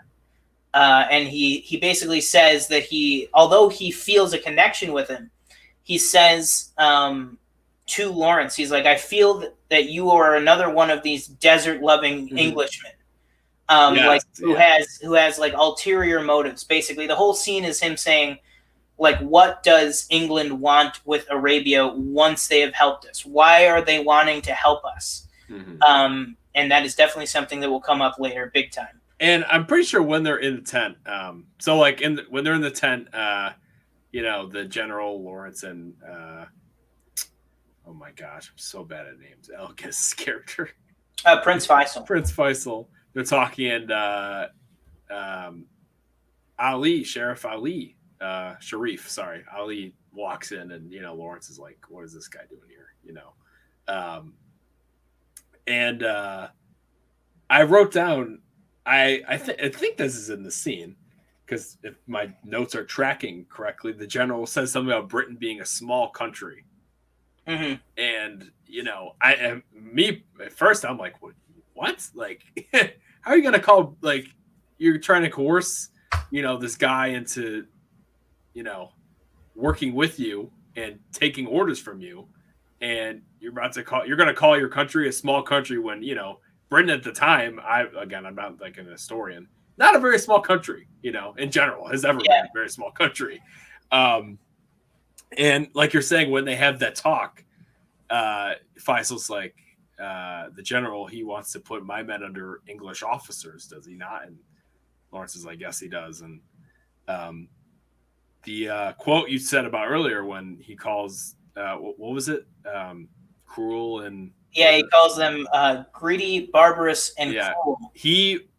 Faisal probably repeats that line verbatim back to Lawrence. He's like, he does, because that's part of my thing here. Because I'm sorry, I forgot to mention. While they're all sitting there, somebody walks in the tent, and you realize it's Ali.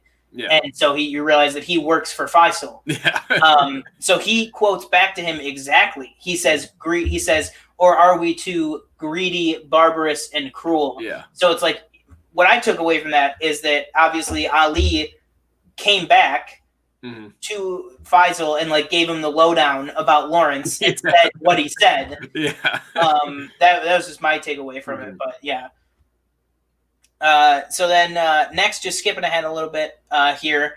Next up, you know, they have meetings and stuff, and they set out a plan basically to what should I say?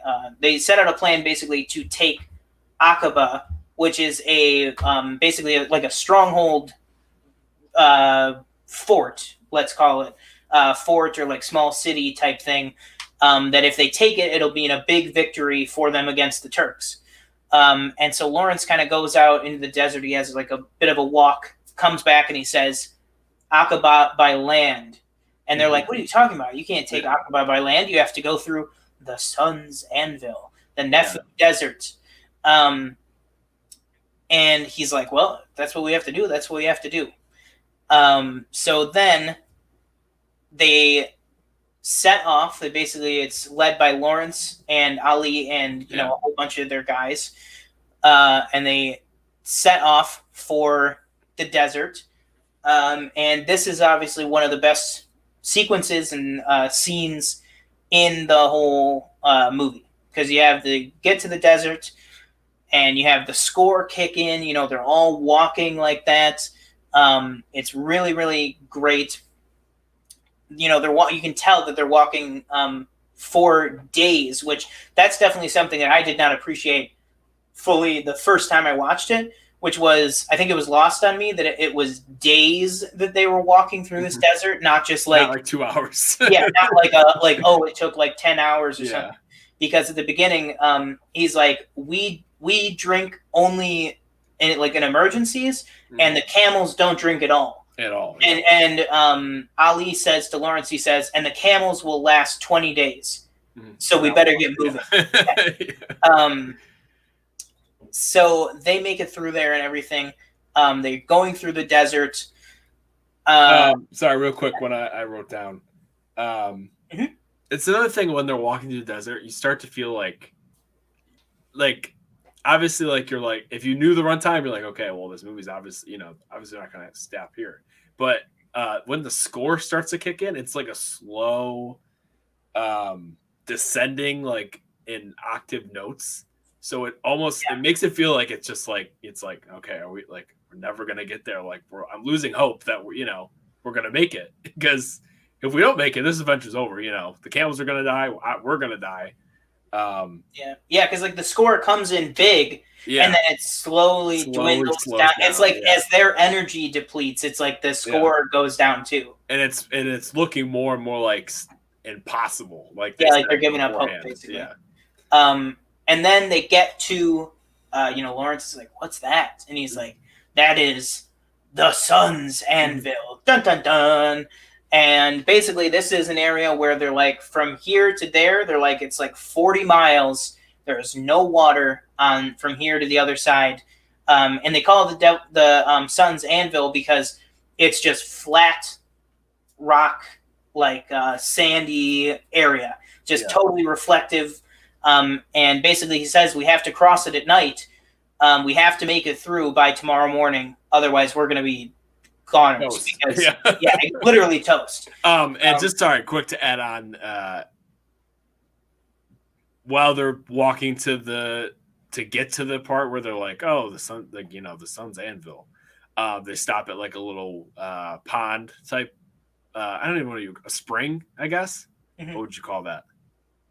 Yeah, like a spring. Like a feeding spring type thing. Like camels. And you get introduced to the two younger boys that are... Daoud and Faraj. That snuck onto the trip. I guess they just followed them. Yeah. They catch them and like, what are you doing? Like, why did you sneak on camel and follow us? And they praise Lawrence.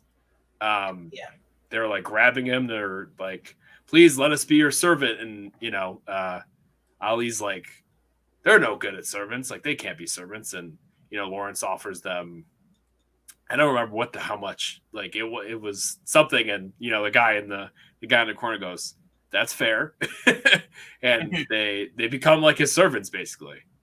Which again we'll get later, and it'll come back later into the movie, but they become very close during the movie. Yeah, and we'll talk about some of the aspects of those two characters with some of the real life aspects of this movie, because those two characters reportedly played a little bit of a deeper role in Lawrence's life that some people speculate on and talk about in several books that have come out. Because, but yeah, we'll talk about that more in part 2. And then we have the big moment here where they finally get through. They get out of the desert, or at least on the other side of the sun's anvil. And then they realize one of the camels is empty. There's no rider on it. Yeah. So they say, well, whose is it? And then somebody yells that it's Gassim's, who we've seen a couple times earlier in the film, just like throughout the camp and stuff. And Lawrence is like, well, aren't we going to go back for him? And Ali says, he's dead already. He says, Gassim's time has come. It is written. And then you have one of the best lines of the whole movie, which comes up again, which is Lawrence turns back and says to Ali, nothing is written. And then he rides off to try and find Gassim before he is, killed and overcome by the desert. So there's basically this great scene where it's almost entirely just score, where you see Gassim walking, he's stripping off his sword, parts of his clothing, all this kind of stuff to try and make it through. Yeah. And it's, sorry, real quick. He takes off, like, I don't know. I don't remember exactly like what pieces of clothing he takes off, but he like takes off like his shirt or something, like an overlay over like his shirt. And, he's like walking here, and then literally not even 5 feet, he takes off another piece of clothing. And it's like, it's so hot, I can't even make it, another 10 feet without, having to strip something else off just to keep my body cool. Yeah, and I just that whole scene of just setting it up with him walking, you can really just tell. And shout out to, I don't have the name of the actor that plays Gassim, but shout out to him. I mean, for the acting in this, and for David Lean to pick him and say, this guy, he's going to be good for what we need for this dramatic character here in this first part of this movie. And then finally, you see he gives up, and throughout this it's like intercut with Lawrence riding out, Gassim walking forward, and then finally, after a while, you see Gassim, he finally gives up. He just falls to the ground. And then finally cut back to the camp, and you see Daoud and Faraj are both waiting, out. They're both looking out to see when Lawrence comes back.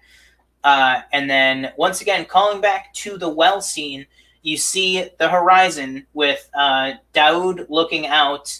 I believe it's Daoud. Hang on. Yeah, Daoud walking out, and he sees on the horizon, the little tiny like pinprick almost coming up, and as an audience, that's got to be Lawrence. Like, you don't know if he has Gassim or whatever, but you're like, it's got to be him. He's coming back, and then he comes back. He gets there, and he says, there's this very emotional scene where Ali and everybody is walking up to him as they get there, and I know, speaking for myself, this is probably my favorite moment in part 1. I don't know about you, but he gets there and Ali hands him the water, and he just looks at him, with those blue eyes that Peter O'Toole has, and he just looks him right in the face, and he just says, in a hoarse voice, he says,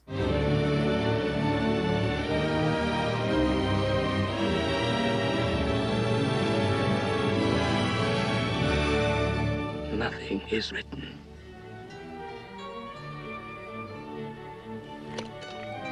One quick thing I didn't want to say, which I didn't mention, Peter O'Toole, beautiful man. I'm sorry, I just have to say it.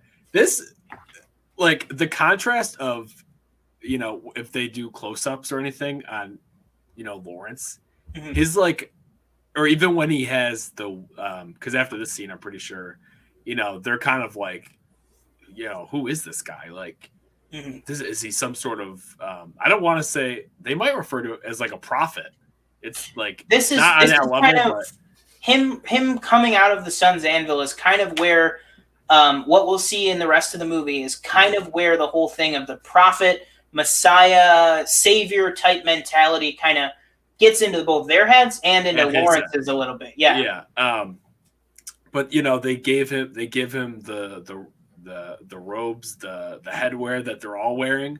So he looks, other than the fact that he's, clearly a white man who's English, he's dressed like them. And the contrast of just he's wearing all white and his piercing blue eyes, like in the desert, is just like, it's an image to behold, in my opinion. It's a stark look, you know what I mean? Yeah. That's definitely a reason why I think, Peter O'Toole was clearly just the perfect person for this movie. Yeah. And then talking about that, once, he's got the clothing now, he's in the robes. That is when we are introduced to Auda. So there's a bit of a confrontation. Ali realizes, that Auda knew Ali's father. There's a little bit of a interaction there. And then basically just kind of skipping ahead a little bit here, just because we are trying to keep it a little bit brief. But once again, I highly recommend watch the whole movie. It's just gonna make all of this. If you haven't seen it, it is a spoiler review, but it's gonna make all this just so much more impactful for you. But then you have eventually convincing Auda to help them take Aqaba. So there's a great scene in the tent, where Auda is like, "I'm a river to my people." Like, he's very much. He's amazing speech in this. Oh, exactly. I think Auda is one of the best characters in this whole thing. I think Anthony Quinn is so good. Yeah. It kind of reminds me of Danny Glover's character from Prince of Egypt, like the father with like the big beard and stuff.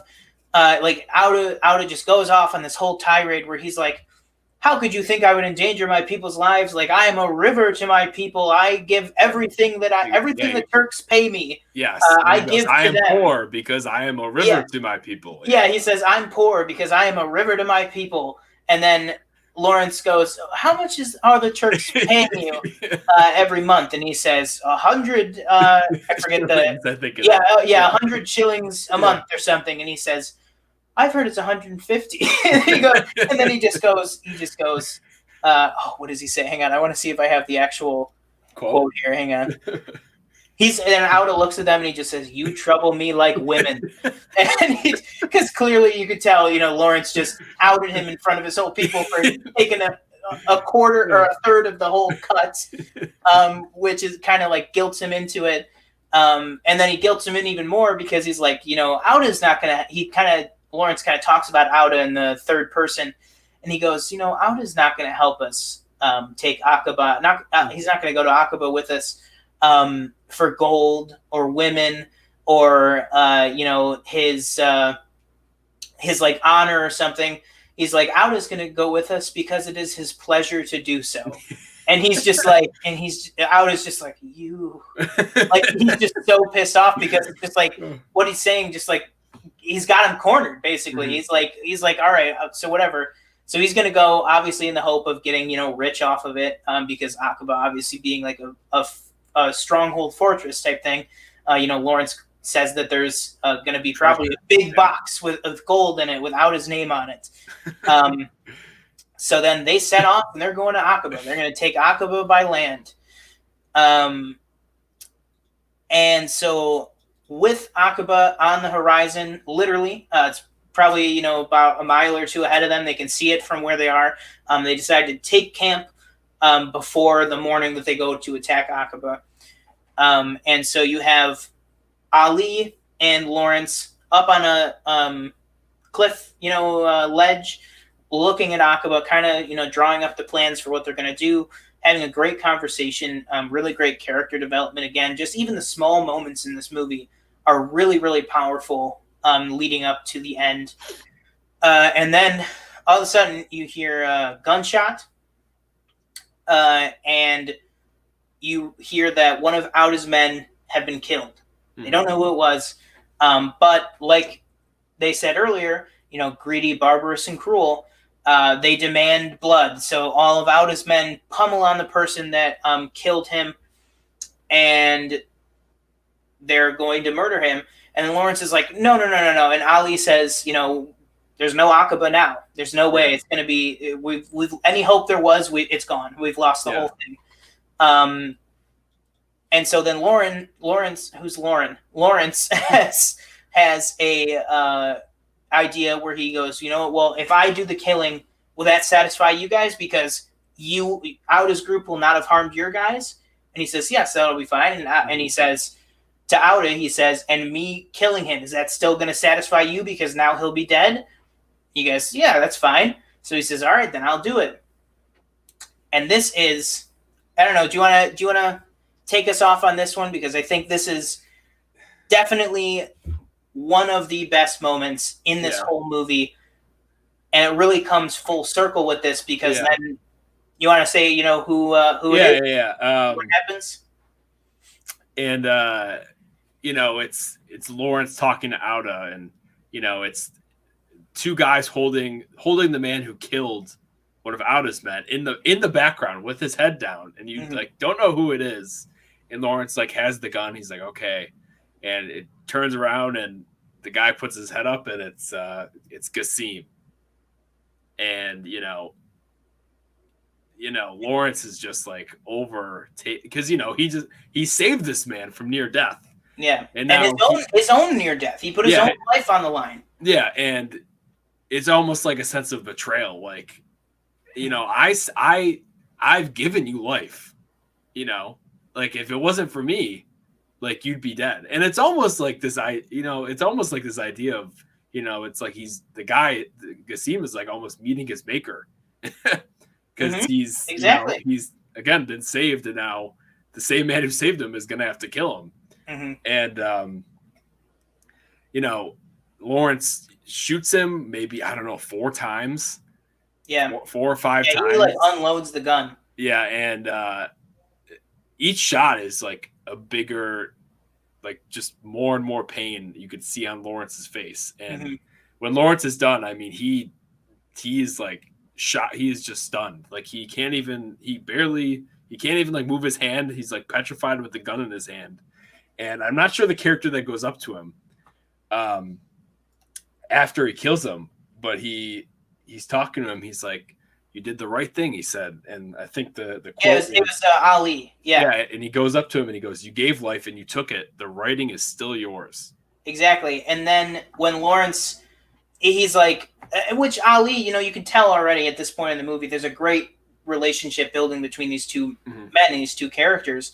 And you could tell, Ali was really trying to say the right thing that he thought would hey, obviously I can tell how much this just took out of you, that you having to do this. And he's like, I'm trying to say the right thing to try and make you feel a little bit better about the situation.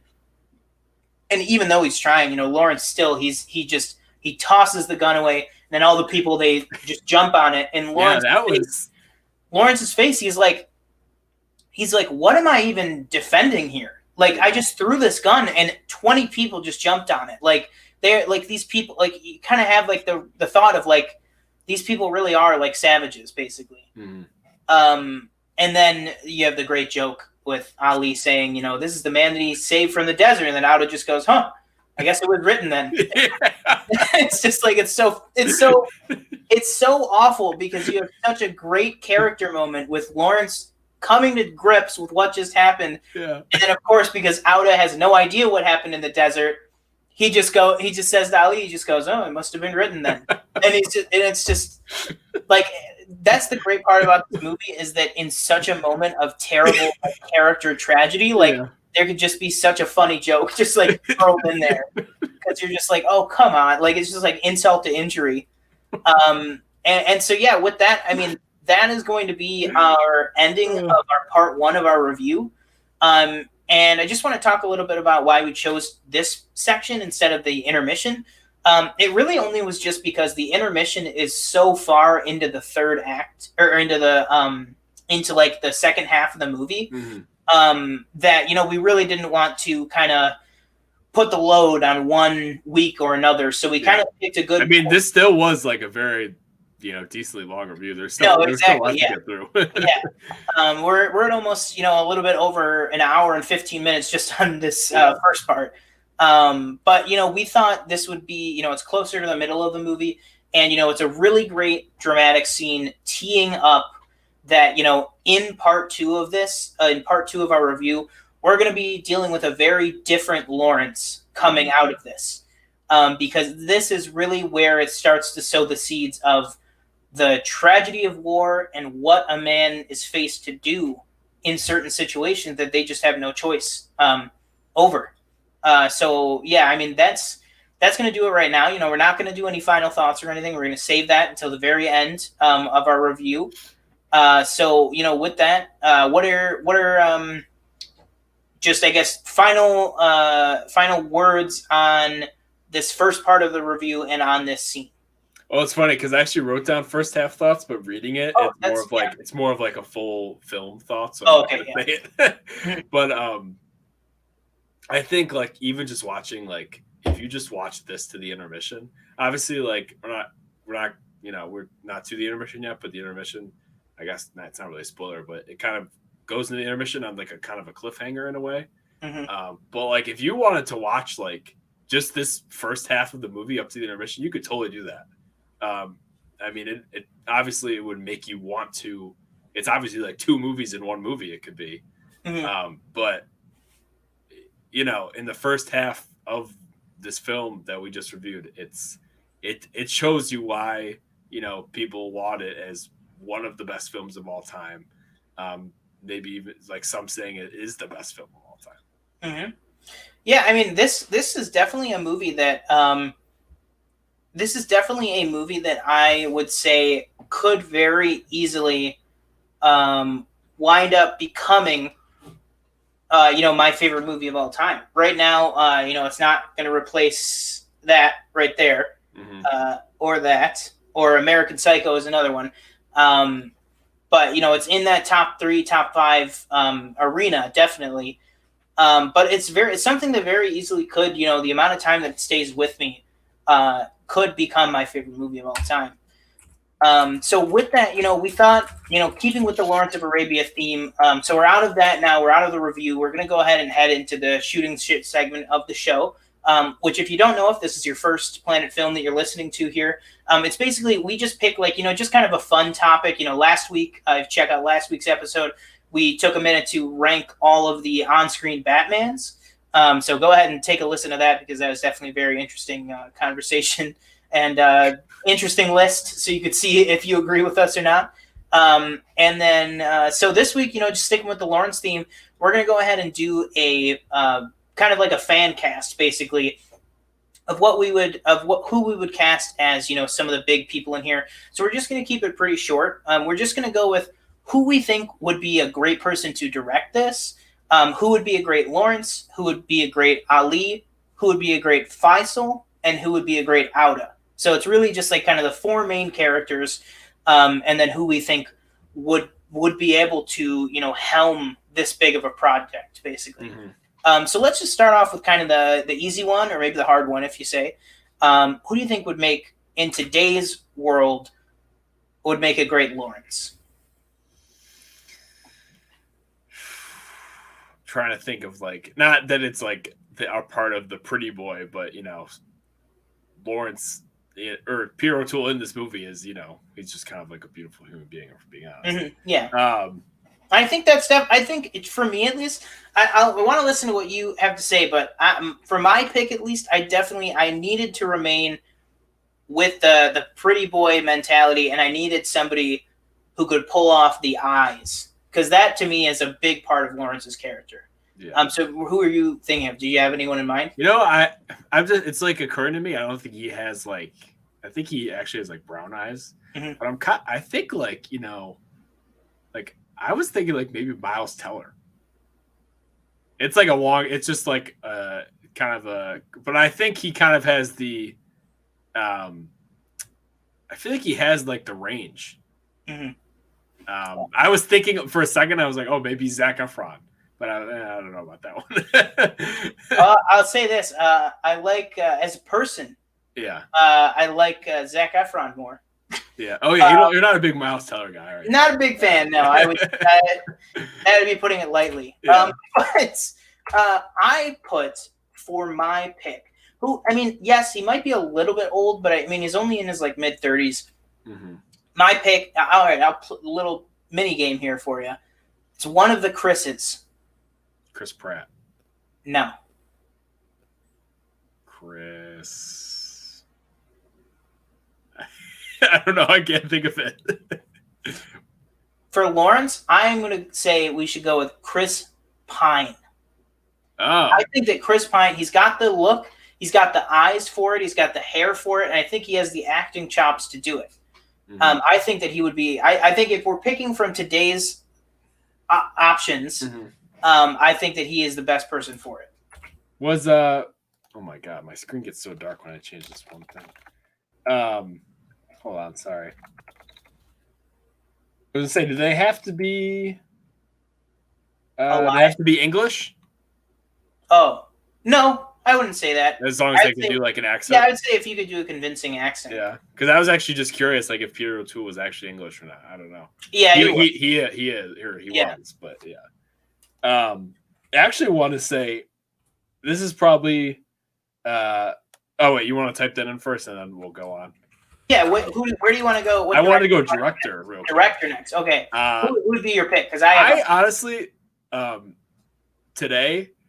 We're probably like way off on this one, just because of his affinity for the original movie and how he's always said it's his favorite movie ever. Steven Spielberg.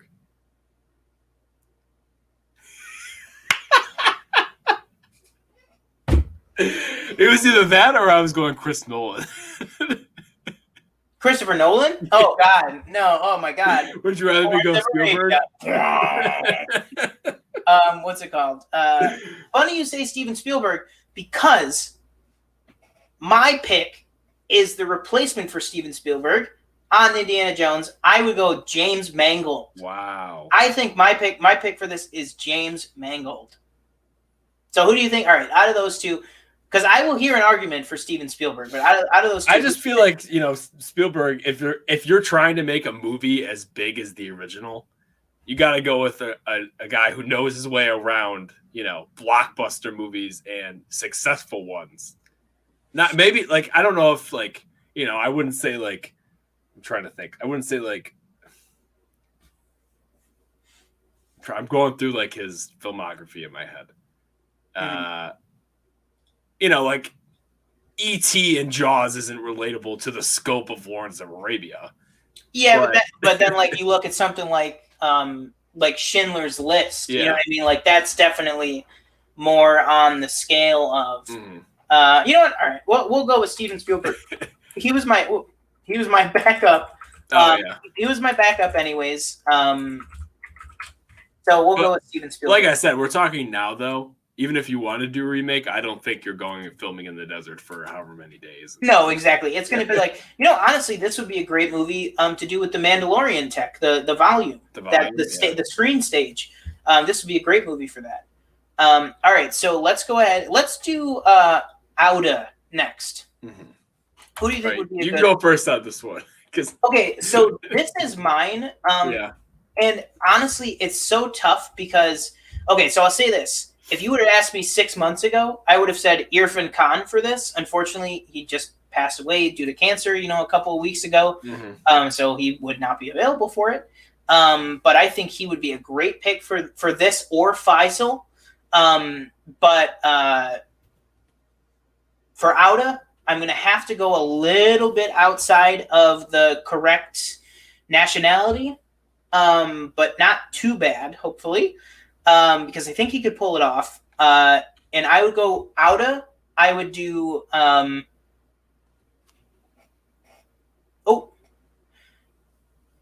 strike that. Reverse everything I just said. That was my lead up for Faisal. So we're going to do Faisal. So going a little bit outside of, what we were talking about with that, I would do Oscar Isaac. I was thinking of him. I thought of him when we were talking about the movie. He came into my mind for like I thought of him as I think Ali. As Ali? Okay, yeah. I think I have a perfect pick for Ali. Mm-hmm. That's the only reason why I wouldn't do him as Ali. And I feel like because Faisal is the smallest character out of these four. Yeah. I feel like, I mean, I don't want to, like, I really don't want to. And I looked up, several Middle Eastern and Indian actors for it and stuff. I couldn't come up with big enough names for all three. Oh, I know. But yeah, I just think that Faisal would be really good for Oscar Isaac. What about, well, I guess I don't know. Okay, well, never mind. Hold on. Keep going. Sorry. Okay, so do you want to put Isaac for that? Yeah. Yeah. And do you want to do Auda next or Ali? Yes, we'll do Auda. I think. Okay, go with your pick. I think you could throw Kumail as Auda. My pick for Auda is Kumail Nanjiani. That is exactly who it is. I think he has the perfect, like, comedic, like, stuff like that. Exactly, because as dramatic as the movie is, Auda is the person who lends the comedy to it when the comedy comes in. Yeah. Like, I could just pick, and obviously Big Sick, like, he's an amazing amazing comedic actor. Mm-hmm. But Big Sick, great drama from him. Yeah. Some parts of Silicon Valley, great drama from him. Mm-hmm. And then I'm sure in Eternals, there's going to be plenty of dramatic acting in that. Mm-hmm.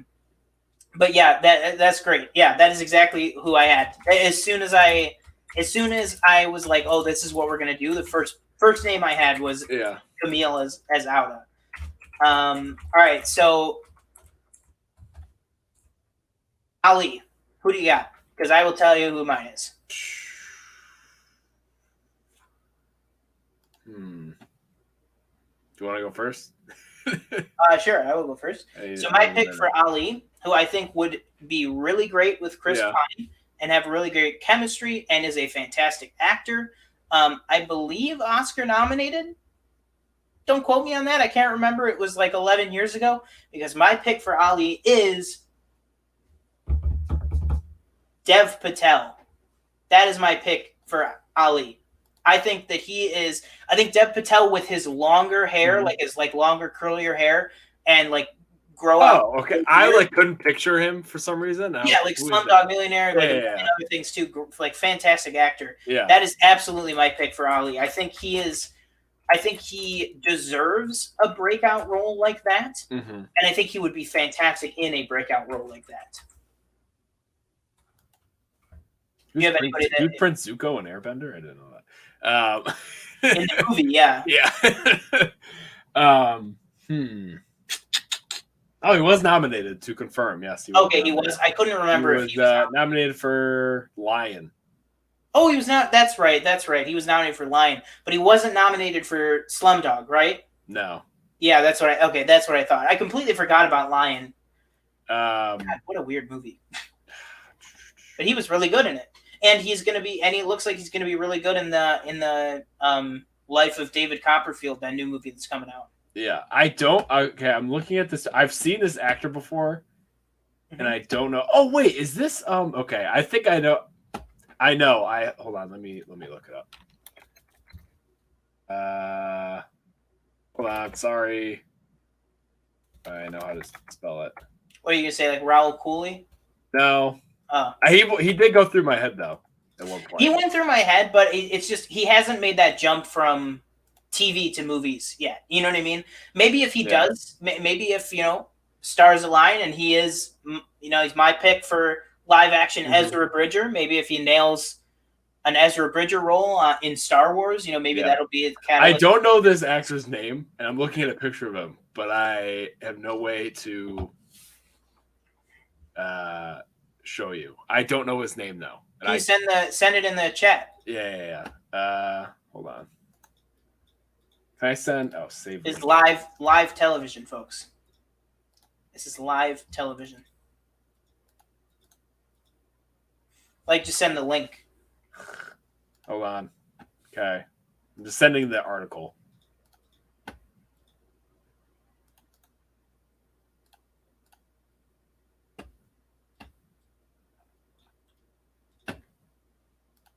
I don't know what I've seen him in, and I've seen him.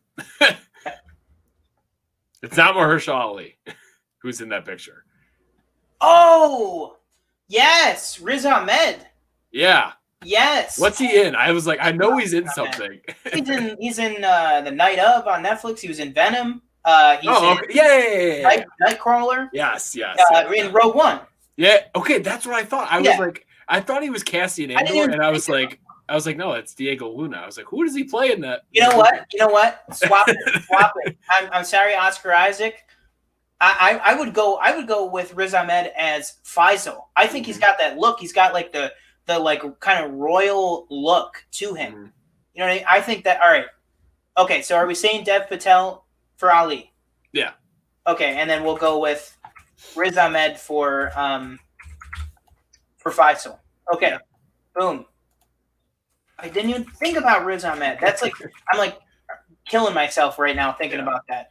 Okay, so right now our final order for this week is going to be, you guessed it, what are your picks? So let us know. Tweet at us using the hashtag or the @PlanetFilmPod on Twitter. Join the Planet Film Pod Facebook page, or you can always email us your responses at planetfilmpod@gmail.com. But let us know, who would you, for a fake, fan cast recast of Lawrence of Arabia, who would you do as the director? Who would you have play Lawrence, Ali, Faisal, and Auda? So with that, did you have anything else that you wanted to add or say today? Nope. Tune in next week for another deep dive in the part 2. Yeah, absolutely. We will definitely be covering that. Like I said, keep an eye out on our independent social medias. He's at TJ_Cornwell, right? Yeah. Yeah, at TJ_Cornwell. I am at Paste Eating Yak on Twitter. And then obviously we'll also tweet out the @Planet Film Pod handle with, the future status of the show. Like I said, we are working on a really cool idea that I think you guys are going to like. Hopefully we'll have that ready by next show, maybe. But with that, my name is Sean Monk. And I'm TJ Cornwell. Always remember to live your life 1/4 mile at a time.